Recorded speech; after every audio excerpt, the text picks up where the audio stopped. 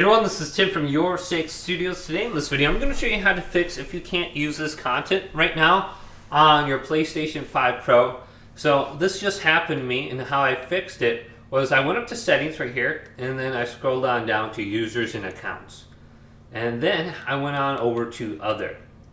Now I went to restore licenses for downloaded content you can't use. And if you have like a lock symbol next to your game, just download the specific game. And it should remove the little lock symbol for you when you do this.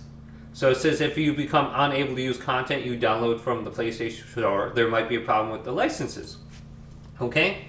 Now another thing that you should do is console sharing offline play.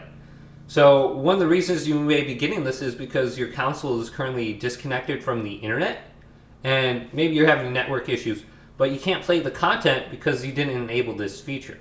Now you do have to be connected to the internet to do this, but just simply go on over to enable your PlayStation 5 Pro for offline play.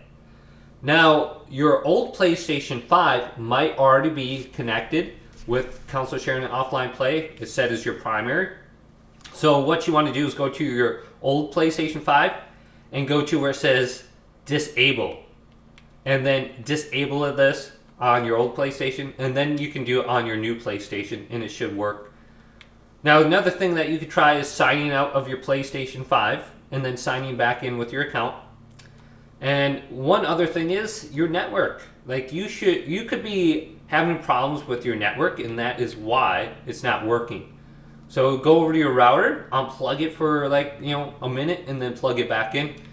And if I connect to this one right here, I think I am having a problem with one of my routers, and it's simply not working. So we can see if this one's working. It looks like it's working now. No problem whatsoever.